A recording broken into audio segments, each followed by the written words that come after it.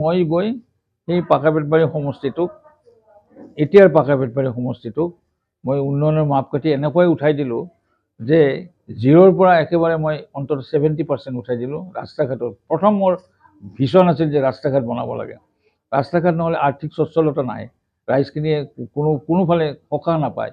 এই স্বচ্ছলতাখিনি অনাৰ কাৰণে মই প্ৰথম খোজ দিছিলোঁ কয়াকুছিৰ পৰা ভক্তদ্ৰৱা হৈ নেউলাৰ ভিটা হৈ সৰু একেবাৰে যাতে গুৱাহাটীলৈ বাছ চলাচল কৰিব পাৰোঁ, সেইটো মোৰ ভিছন আছিল। আৰু সেইটো মই বাছ গাড়ী চলাই তাত 3টা নদী আছিলে, সেই নদী 3টাৰ ওপৰত মানে পকী দলং বনাই সেই সময়ত পকী দলঙৰ উপৰি বাছ গাড়ী চলি মই তেতিয়া মানে নিজকে ধন্য মানিছিলোঁ যে মই এজন নিৰ্দলীয় বিধায়ক হিচাপে যিখিনি কাম কৰিছোঁ, এইটোৱে নহয় চাৰিওফালে যিখিনি ৰাস্তা ঘাট হৈছে, এতিয়াও আপোনালোকে চেলেঞ্জ কৰিব পাৰে।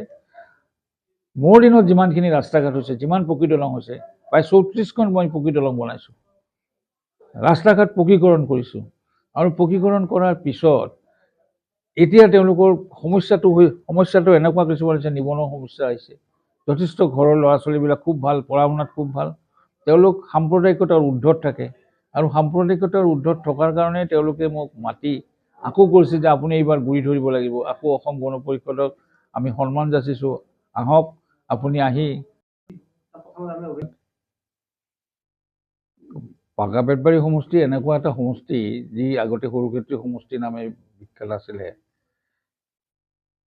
সেই পাকাবেতবাৰী সমষ্টিত মই দুবাৰকৈ বিধায়ক আছিলোঁ, আগতে নিৰ্দলীয় বিধায়ক আছিলোঁ। আৰু নিৰ্দলীয় বিধায়ক হিচাপে থাকি মোৰ যিখিনি কৰ্ম, সেই কৰ্মদক্ষতাখিনিয়ে মোক স্বীকৃতি দিছে তেওঁলোকে। আৰু সেই স্বীকৃতিৰ ফালৰ পৰা 15 বছৰ মই তাৰ পৰা আঁতৰত আছিলোঁ, থাকি আকৌ তেওঁলোকে মোক পাকাবেতবাৰী সমষ্টিবাসী ৰাইজে আকৌ ক'লে যে আৰু এবাৰ আপুনি আহিব লাগে, আহি আকৌ পাকাবেতবাৰী সমষ্টিৰ উন্নয়নৰ মাপকাঠি যিখিনি স্থবিৰ হৈছিল, এই স্থবিৰখিনি আকৌ কৰিব লাগে। কাৰণ এই বিধায়ক যিকেইজনে হৈছে সেইকেইজনে কাম কাজৰ খুব বেছি স্পৃহা নাই, কৰিব নোৱাৰে, নাজানেও, কাম কৰিবও নাজানে। গতিকে যিয়ে নহওক সেইবিলাক দূৰৰ কথা, কিন্তু মই আহিছোঁ, মই যাম বা মই জিকিম, এই 3টা বস্তুৰ ভিতৰত থাকিব। মই জিকাৰ কাৰণে যাম, মই তাতে এই সময়ত আৰু নিজিকাৰ কাৰণে মই যোৱা নাই।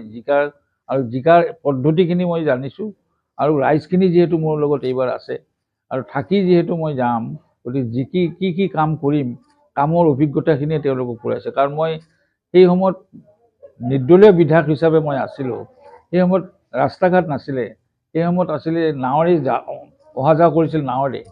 তাত বাছ গাড়ীটো বেলেগ কথা, সৰু গাড়ীও নাছিলে তাতে সেই সময়ত। কিন্তু